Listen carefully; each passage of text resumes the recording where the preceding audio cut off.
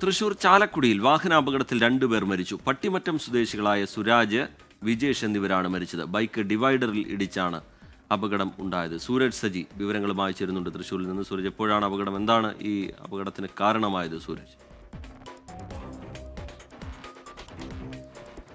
ഇന്ന് പുലർച്ചെ 5 മണിയോടുകൂടിയാണ് ചാലക്കുടി പേരാമ്പ്രയിൽ വെച്ച ഈ ബൈക്ക് ഡിവൈഡറിലിടിച്ച് അപകടം ഉണ്ടാകുന്നത്. ഈ ബൈക്ക് അമിത വേഗതയിലായിരുന്നു എന്നുള്ളതാണ് പോലീസിന്റെ വിലയിരുത്തൽ. ഡിവൈഡറിലിടിച്ച ബൈക്ക് പിന്നീട് സമീപത്തെ ചാലക്കുടി ഈ ദേശീയപാതയിൽ തന്നെയുള്ള ഒരു തോട്ടിലേക്ക് മറിയുകയായിരുന്നു.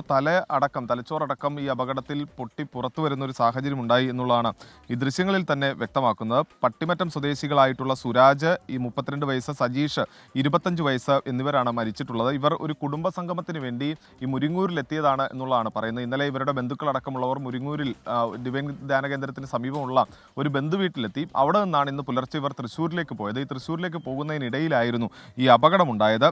നിലവിൽ ഇവരുടെ മൃതദേഹം ചാലക്കുടി സെന്റ് ജെയിംസ് ആശുപത്രിയിൽ സൂക്ഷിച്ചിരിക്കുകയാണ്. പോസ്റ്റ്മോർട്ടം നടപടികൾക്ക് ശേഷം മൃതദേഹം ബന്ധുക്കൾക്ക് വിട്ടു നൽകുകയും ചെയ്യും. T K. സൂരജ് സജി വിവരങ്ങൾ നൽകുകയായിരുന്നു.